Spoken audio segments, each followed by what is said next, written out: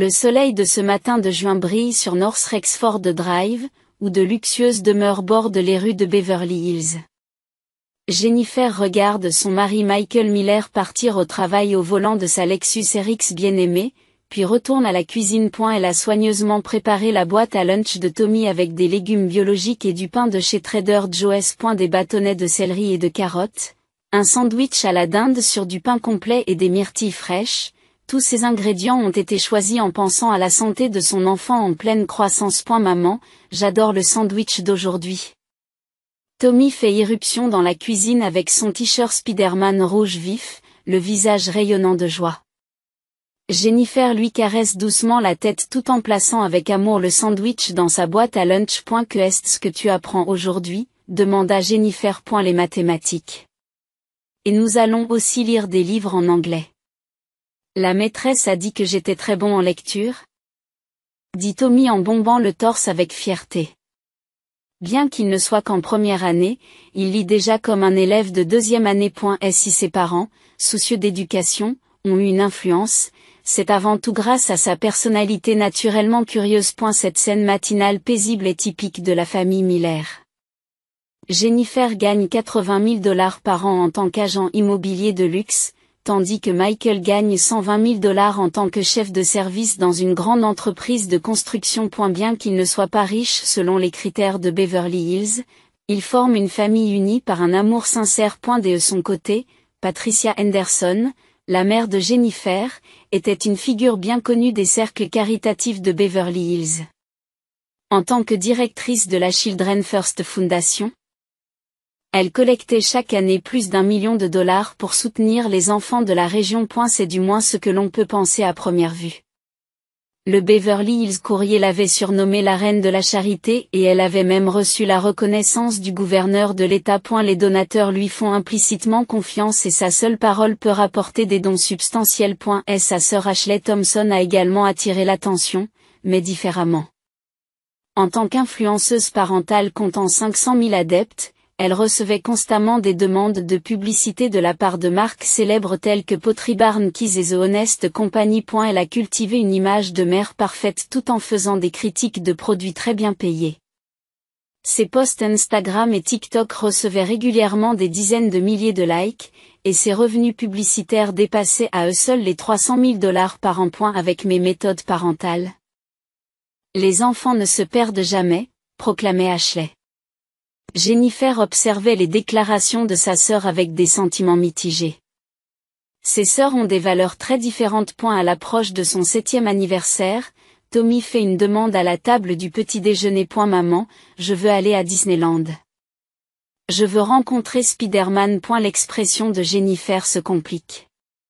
Ce jour-là, elle avait une réunion importante chez Coldwell Banker Real Estate, une transaction immobilière de 25 millions de dollars représentant 40% de son chiffre d'affaires annuel, qu'elle ne pouvait pas refuser. Nous le prenons, proposa Patricia, et Ashley acquiesça en souriant. Cependant, Jennifer ne remarqua pas l'ombre qui se cachait derrière leur sourire, manquant quelque chose dans leurs yeux. C'est amer et Ashley, ils s'en sortiront. Cette affaire peut faire ou défaire ton année, non? Les paroles de Michael convainquirent Jennifer d'accepter à contre-séure. Même si elle ne pouvait se défaire d'un sentiment de malaise. Sa mère était certainement une philanthrope respectée, et sa sœur se considérait comme une professionnelle de l'éducation. Pourtant, quelque chose ne tournait pas rond. Sois prudente, d'accord? Appelle-moi tout de suite s'il se passe quelque chose. Tommy, écoute bien grande-mère. Jennifer n'a cessé de les mettre en garde en raccompagnant Tommy à la porte d'entrée. Son fils, qui portait son sac à dos Spider-Man, bondissait d'excitation. Les sourires de sa mère et d'Ashley. Tout semblait parfait ce matin-là. Dans le calme du quartier huppé, leur Mercedes-Benz flambant neuf s'éloigne. Le ciel de juin est exceptionnellement clair. Tommy avait l'air si heureux. Se dit Jennifer en regardant la photo sur son smartphone. Prise à 9h du matin à l'entrée de Disneyland, elle montrait son fils dans son t-shirt Spider-Man, les bras écartés par la joie. Patricia et Ashley étaient également sur la photo, arborant des sourires parfaits. Ne t'inquiète pas, Jenny. Nous prendrons bien soin de lui, peut-on lire dans le message de sa mère. Jennifer a envoyé une brève réponse. Après tout, sa mère était directrice de la fondation Les Enfants d'abord et consacrait sa vie au soutien des enfants. Elle s'occuperait certainement très bien de Tommy. AU bureau de Coldwell Banker, Jennifer se plonge dans la préparation de la transaction de 25 millions de dollars. Tout en examinant les documents relatifs à la propriété de luxe, elle consulte de temps à autre son téléphone. Les photos sont arrivées à 10 h du matin devant la Grande Roue et à 11 h du matin depuis Adventureland. Sur chaque photo, Tommy est rayonnant. Tout est prêt, se dit-elle. Alors que l'importante réunion avec le client approchait en début d'après-midi, elle a terminé la dernière révision des documents et s'est maquillée, tout en consultant à nouveau son téléphone. Cependant, aucune photo n'était arrivée depuis midi. Ils doivent trop s'amuser pour prendre des photos, essaya-t-elle de se convaincre. À ce moment-là, son téléphone a sonné. Un numéro inconnu. En temps normal, elle n'aurait pas répondu, mais inquiète pour son fils, elle a décroché. Madame Miller ? Ici John Martin, du service clientèle de Disneyland. Votre fils se trouve actuellement dans notre centre des enfants perdus. Jennifer sentit le sang se retirer de son visage. Que est-ce qu'il y a ? Tommy.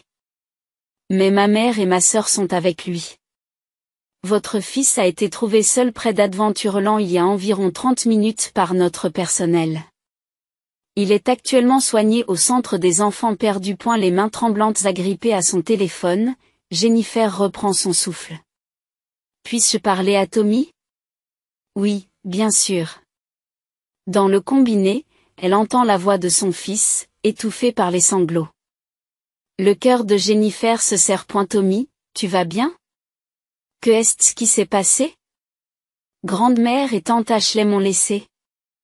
Elles sont parties. La voix tremblante de son fils glace tout le corps de Jennifer. Que est-ce que tu veux dire ? Depuis combien de temps es-tu là, après le déjeuner ? Grande-mère a dit, attends ici un moment, mais ils ne sont jamais revenus. Son t-shirt Spider-Man était sale et son visage était couvert de larmes. La photo du personnel le montrait trop bien. As-tu faim ? Tu as mangé quelque chose ? Oui, mais j'ai encore faim. J'ai eu peur, maman. Ces mots ont déclenché quelque chose en Jennifer. Elle appela le téléphone de sa mère. Il sonna plusieurs fois avant qu'on ne lui réponde, avec en fond sonore une musique entraînante. On aurait dit un centre commercial. Oh, Jenny ? Que est-ce qu'il y a ? La voix de Patricia était étonnamment claire et décontractée. Maman, où est Tommy ? Hein ? Tommy. Il n'est pas encore à Disneyland ? Toujours ? Que est-ce que tu veux dire par là ? Oh là là, vraiment ? Je n'avais pas remarqué. Sa voix était étrangement détachée. En arrière-plan. On entendait la voix d'Ashley. Mes enfants ne se perdent jamais. Ces mots ont fait virer la vision de Jennifer au rouge. Maman, Tommy est au centre des enfants perdus en ce moment même. Parce que tu l'as abandonné. Abandonné ? Certainement pas. Nous ne l'avons pas fait exprès. J'ai reçu un appel de la sécurité. Ils ont tout sur les caméras de surveillance. Un moment de silence. Jenny, tu doutes de moi ? Je suis le directeur de la fondation Les Enfants d'abord. Je n'abandonnerai jamais un enfant. Elle raccroche et appelle immédiatement Michael. Je vais tout de suite à Disneyland. Tu as une réunion importante, n'est-ce pas ? Je m'en occupe. Et la voix de Michael essayait de garder son calme. Mais la colère était palpable.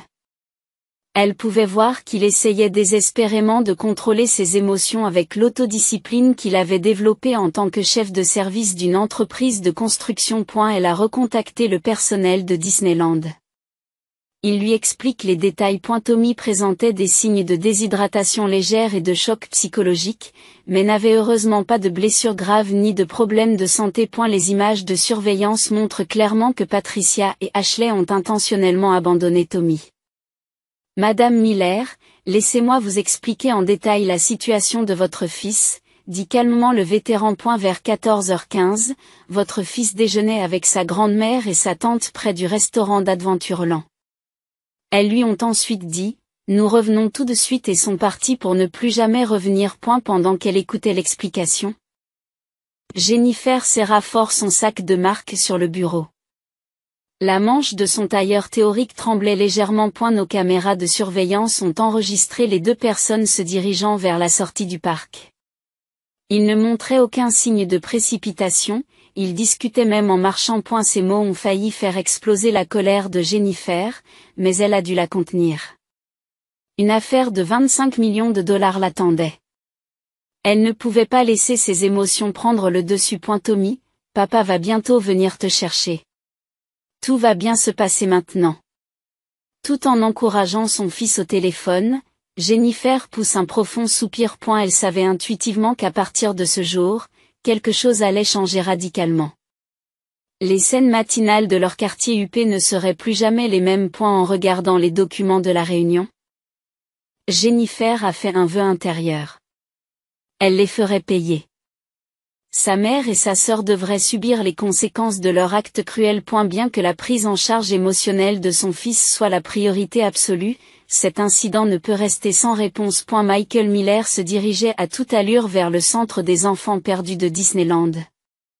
Son poste de chef de service à Constructive Future et son costume coûteux n'ont plus aucune importance. Il ne pensait qu'à son fils. Papa. La voix de Tommy résonna dans le couloir. Michael embrassa de tout son être le petit corps qui sortait du centre des enfants perdus. Son t-shirt Spider-Man était sale et ses yeux étaient rouges d'avoir pleuré. Pourtant, le soulagement se répandit sur le visage de Tommy à la vue de son père. Tout va bien maintenant. Papa est là. Tout en tenant son fils dans ses bras, Michael s'incline profondément devant le personnel présent. John Martin, le vétéran du personnel, explique en détail ce qu'ils ont trouvé sur les images de surveillance. À 14h15, après avoir déjeuné au restaurant d'Adventureland, mesdames Patricia et Ashley ont dit à votre fils d'attendre ici et ont quitté les lieux. Les images sont diffusées sur un grand écran. À la terrasse du restaurant, Patricia avait la main sur l'épaule de Tommy. Ashley semblait filmer quelque chose avec son smartphone. À 14h30, ils ont traversé Main Street.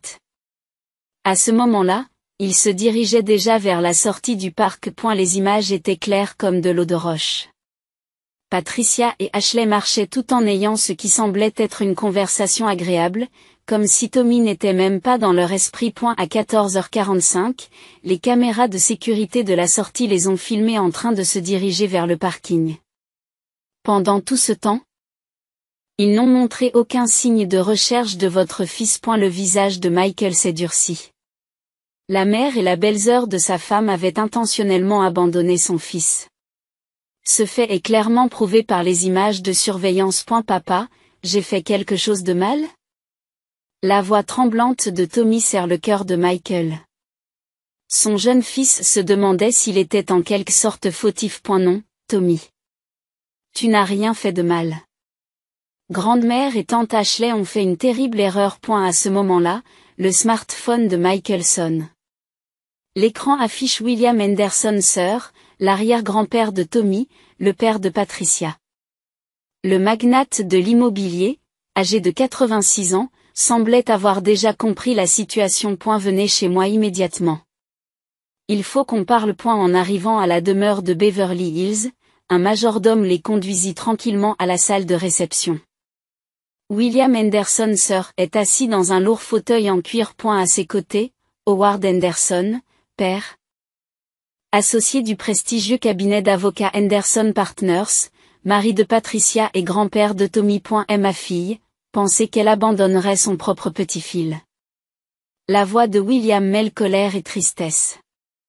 Ce magnate de l'immobilier, dont le patrimoine total dépassait les 100 millions de dollars, était connu pour accorder une grande importance aux liens familiaux. C'est une affaire sérieuse qui touche à l'honneur de notre famille. Parlant d'une voix grave, William a déjà commencé à prendre des mesures. D'abord, contacter des avocats. Instruction pour modifier son testament. Des demandes de collecte de preuves. Tout se déroule rapidement. Pendant ce temps, Howard, prenant la situation au sérieux, a contacté sa femme, Patricia. Mais sa réponse est plus froide que prévu. Vous doutez de moi aussi? La fondation Les Enfants d'abord a de nombreux partisans. Et si cela devient public, les donateurs partiront. À l'autre bout du fil, Patricia ne pensait qu'à sa propre position. Elle dit que plusieurs organisations caritatives se sont déjà renseignées. On s'inquiétait de l'impact sur sa réputation. Et sœur Ashley ne faisait qu'empirer les choses. Une longue explication postée sur Instagram.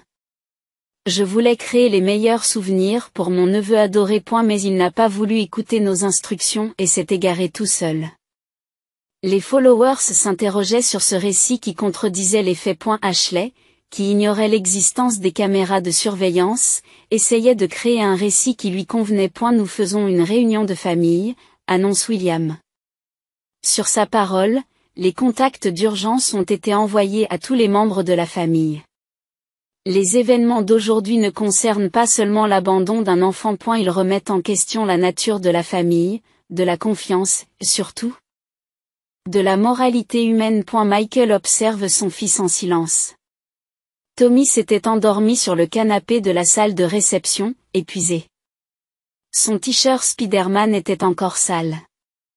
Ils vont payer pour ça, se promit Michael intérieurement. Jennifer et lui avaient déjà déterminé leur ligne de conduite. Envisager des mesures juridiques. Plus important encore, la prise en charge émotionnelle de leur fils. Tout devait être priorisé et planifié systématiquement. William se tenait près de la fenêtre, regardant le crépuscule de Beverly Hills. Son expression témoigne de la gravité du drame familial qui s'annonce. Une atmosphère pesante règne dans le salon du manoir des Henderson. L'une des résidences les plus impressionnantes de Beverly Hills, propriété de William Henderson Sr. Sol en marbre italien, meubles anciens français. Lustres espagnols. Tout cela souligne la solennité de la réunion de famille de ce soir. Les membres de la famille se rassemblent les uns après les autres. Jennifer arrive la première, après avoir terminé son importante réunion. Son tailleur était impeccable, mais son expression montrait de la fatigue. Michael avait couché Tommy dans la chambre d'amis adjacente, en fermant discrètement la porte. Puis Patricia et Ashley sont apparues. Étonnamment, elles ne montraient aucun signe de regret. Au contraire, elles semblaient agir comme si elles étaient les victimes. Nous allons maintenant visionner les images de surveillance. Le majordome de William alluma l'écran de 80 pouces. Première séquence au restaurant Adventureland, 14h15. Patricia ajuste son nouveau sac Hermès tout en parlant à Tommy. Attendez ici. Nous revenons tout de suite. Prochaine séquence, 14h20, Ashley filme quelque chose avec son smartphone. 14h30. Séquence de la rue principale. Patricia et Ashley discutent en mangeant une glace. Elles font comme si Tommy n'était pas dans leur tête. 14h45, séquence de la sortie du parc. Les deux femmes se dirigent vers le parking avec des sacs à provisions de marque de luxe. On les voit ensuite conduire la Mercedes-Benz jusqu'à un centre commercial de Beverly Hills. À la fin de la séquence, la salle est plongée dans un silence total. Et la voix de William résonne lourdement. Patricia, pourquoi as-tu commis un acte aussi cruel? Père, j'ai mes raisons. Silence. Sa voix est froide et tranchante. Tu as volontairement abandonné mon petit-fils, mon arrière-petite-fille bien-aimée. Ce fait est désormais indéniable. Howard Henderson éloigne progressivement sa chaise de sa femme, Patricia. En tant qu'associé principal du cabinet Henderson & Partners, il comprenait parfaitement le poids juridique des images. Il s'agit d'une forme de maltraitance des enfants. Les mots d'Howard glacent l'atmosphère de la pièce. Même toi, tu m'en veux? La voix de Patricia s'est élevée. Je suis le directeur de la fondation Les Enfants d'abord. J'ai consacré ma vie à aider les enfants. C'est justement pour cela que William s'est interrompu. Vos actes ne sont pas seulement cruels, il constitue une véritable trahison. Abandonner son propre petit-fils alors qu'on est en position d'aider les enfants. Le vieil homme ferma lourdement les yeux et prononça ces prochains mots. À partir d'aujourd'hui, Ashley et toi êtes exclus de l'héritage. Que est-ce que cela signifie? Ashley prit la parole pour la première fois. Grand-père, j'ai déjà consulté les avocats. Tous mes biens seront transférés à Jennifer et Tommy. Et une partie sera donnée à une nouvelle organisation de protection de l'enfance. Le visage de Patricia est devenu cendreux. Père. Mais notre gagne-pain. Votre gagne-pain? La voix de William s'est refroidie. Tu as perdu le droit de t'inquiéter de ces choses-là quand tu as abandonné un enfant de 6 ans. À ce moment-là, le smartphone de Patricia se met à sonner. Un contact d'urgence du conseil d'administration de la fondation Les Enfants d'abord. Ils avaient déjà compris la situation et décidé d'organiser une réunion d'urgence. Le smartphone d'Ashley ne cessait de sonner avec des notifications. Des commentaires critiques inondaient son post Instagram pour tenter d'expliquer ses actions. De plus, un courriel est arrivé annonçant la résiliation du contrat de l'un de ses principaux sponsors. Patricia. C'est maintenant son mari Howard qui prend la parole. J'ai moi aussi quelque chose à dire. Son expression montrait une sévérité sans précédent. Je contacterai un avocat spécialisé dans les divorces dès demain. Howard. C'était donc ta vraie nature. En 30 ans de mariage? Je n'ai jamais été aussi déçu. Tout en conservant sa dignité d'associé principal du cabinet Henderson & Partners, sa voix était empreinte de tristesse. Entre-temps, les médias ont commencé à réagir rapidement. Un journaliste du Beverly Hills Courier a demandé une interview de Patricia. Une enquête sur la fondation Les Enfants d'abord a également été lancée. Cet acte va à l'encontre des principes de notre organisation et nous prenons cela très au sérieux. Un commentaire officiel du conseil d'administration avait déjà commencé à circuler dans les médias. L'empire d'Ashley sur les médias sociaux montrait des signes rapides d'effondrement. Une experte en éducation autoproclamée abandonnant un enfant? Hypocrite. Les entreprises sponsors devraient reconsidérer leur contrat avec cette influenceuse. Les commentaires critiques ont fait boule de neige. Sous l'impulsion de Potri Barnkeys. Les principaux sponsors ont annoncé la résiliation de leurs contrats les uns après les autres. Ces 500 000 followers sont tombés à 300 000 en l'espace de 24 heures. Ce n'est que le début, a déclaré William. Personne ne peut le contredire. Et la nuit s'est installée dans le salon du manoir. La lumière du lustre éclairait les visages pâles de Patricia et d'Ashley. Personne ne se tient près d'elle. L'ancienne reine de la haute société et la populaire influenceuse se trouvaient complètement isolées. Dans la pièce adjacente, Tommy dormait paisiblement. Jennifer l'avait habillé d'un nouveau t-shirt Spider-Man. Son petit corps semble avoir enfin trouvé un repos paisible. La réunion de famille s'est poursuivie tard dans la nuit. Pendant ce temps, les téléphones de Patricia et d'Ashley n'arrêtaient pas de carillonner de notifications. Critiques publiques, avis de résiliation de contrat de la part des sponsors. Demande d'interview de la part des médias. L'effondrement ne montrait aucun signe d'arrêt. Un an plus tard, l'arôme du café flotte dans la cuisine de leur nouvelle maison de Beverly Hills. Maman, prépare aussi un sandwich pour papa. La voix de Tommy retentit joyeusement. Dans son pyjama Spider-Man, il regarde les mains de Jennifer de l'autre côté de l'îlot de cuisine. Bien sûr. Je vais m'assurer d'en faire un pour papa aussi. Elle étale des légumes frais et de la dinde entre des tranches de pain bio de chez Trader Joe's. Les scènes matinales du passé revenaient peu à peu. Un an s'est écoulé depuis l'incident. Pendant cette période, la famille a beaucoup changé. Tout d'abord, Jennifer a créé sa propre agence immobilière. Miller Family Real Estate avait déjà acquis une solide réputation à Beverly Hills. La confiance et le soutien de l'arrière-grand-père Williams avaient été d'une aide précieuse. Michael a été promu vice-président de Constructive Future. Sa détermination à protéger sa famille et son dévouement sincère au travail lui ont valu cette promotion. Plus important encore, Tommy a changé. Grâce à une thérapie bi-hebdomadaire, son traumatisme s'est peu à peu résorbé. Le sourire éclatant du garçon qui aimait Spider-Man était revenu. Maman, je vais bien maintenant. Lorsque Tommy a soudainement dit cela un jour, Jennifer n'a pas pu s'empêcher de pleurer. Pendant ce temps, la chute de Patricia et d'Ashley a été plus dramatique que ce à quoi tout le monde s'attendait. La fondation Les Enfants d'abord a décidé de licencier Patricia. Les principaux donateurs ont unanimement retiré leur soutien. Nous ne pouvons pas accepter qu'une personne ayant commis un acte aussi inhumain que l'abandon d'un enfant dirige une organisation d'aide à l'enfance. Le verdict des donateurs a été sévère. Le nombre de followers d'Ashley sur les réseaux sociaux a chuté de plus de 90 en l'espace de 2 semaines. Son image de marque en tant qu'influenceuse parentale s'est complètement effondrée. Tous les contrats avec les entreprises sponsors ont été résiliés. Sa vie glamour, avec un revenu annuel de $300 000, s'est évanouie en un instant.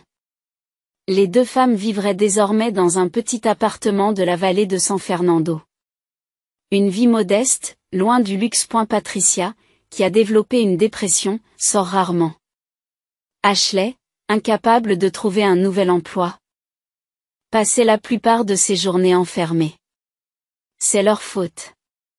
Les paroles d'Howard semblaient froides, mais elles sonnaient juste. Après le divorce, il a conservé son poste d'associé principal du cabinet d'avocats et a commencé une nouvelle vie. Tous les week-ends, des dîners de famille sont organisés à Williams Mansion. Le magnate de l'immobilier, âgé de 86 ans, chérissait par-dessus tout le temps qu'il passait avec son arrière-petite-fille Tommy. Ce fut la décision la plus sage de ma vie, a déclaré M. Williams à propos de la modification de son héritage. La majorité de ses actifs, qui dépassent $100 millions, sera confiée à Jennifer et Tommy. Une partie de cette somme a été utilisée pour créer une nouvelle fondation pour la protection de l'enfance. La New Dawn Foundation. Ce nom incarne la détermination de la famille à accueillir un nouveau matin. S'inspirant de l'expérience de l'abandon, elle se concentre sur la prise en charge émotionnelle des enfants. Jennifer a été l'une des directrices de la fondation et a participé à son fonctionnement. J'ai appris la différence entre l'amour véritable et le faux amour. Jennifer a déclaré dans une interview que la fondation lutterait contre la cruauté qui se cache derrière une gentillesse superficielle, contre les adultes qui font du mal aux enfants au nom du statut social et des apparences. Le soleil matinal de Beverly Hills était toujours aussi brillant. Papa est à la maison. Lorsque Michael est passé avant d'aller travailler, Tommy s'est précipité vers lui, tout joyeux. Son nouveau t-shirt Spider-Man brillait dans la lumière du matin. On va chez grand-père ce soir, c'est ça? Les 3 membres de la famille hochent la tête en souriant à la question de Tommy. Leur relation avec Howard s'était en fait approfondie après l'incident. Son amour pour son petit-fils était devenu plus sincère que jamais. L'odeur des sandwichs faits maison embaume la cuisine. Sur le mur du salon est accroché un cadre avec les principes de la fondation New Dawn. Protéger ceux que nous aimons exige parfois des choix douloureux. Mais ces choix donnent naissance à un nouveau matin. Ces mots racontent tranquillement l'histoire de leur voyage au cours de l'année écoulée. De l'autre côté de la fenêtre, le soleil californien se lève. Il marquait à la fois une fin et un début. Cette lumière annonçait l'aube d'une nouvelle histoire, guidée par un amour authentique.